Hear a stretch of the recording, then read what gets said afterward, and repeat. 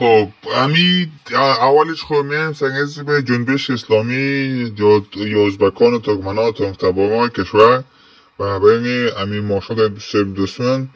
که امی مارشال سرب دوستان یکی از وابستگان ترکیه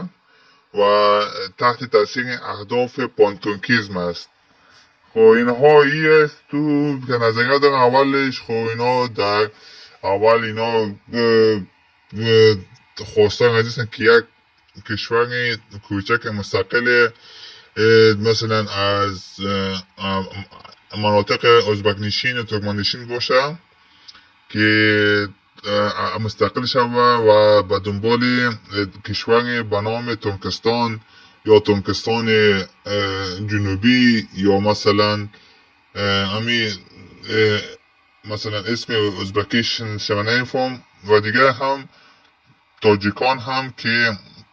در شمال کشور نفوس زیاد دارن. اینها با دنبال مثلا کشور به اسم آریانا یا مثلا کشور خراسان یا مثلا جمهوری تاجیکستان جنوبی هستند و از آنها بیشتر با دنبال کشور مستقل خودشان هستند که مثلا کشور آذربایجان یا ازربایجان که مناطق مرکزی و من جمله مناطق غربی کشور مثل هرات هستند. ولی همین حزب وحدت فرقش است که اینها بیشتر با دنبال معامله یا سازگار شدن با حکومت مرکزی هستند. خود در گذشته هم بوده، در حالی هم هست و در آینده هم خواهد بود، ولی بیشتر افکار تجزیه طلبانه رو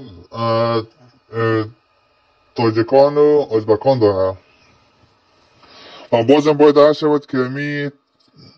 تجزیه کشور یا ای که هر قوم اون کشور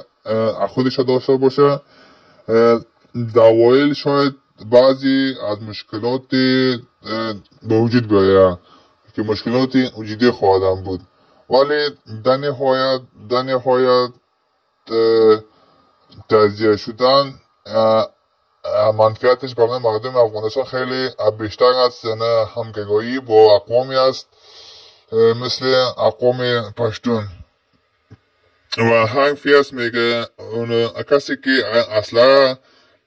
در دستش است و طرف مقابلش دست خالی است، این وقت جان نفر در دستی و طرف فکر اصلا داره است.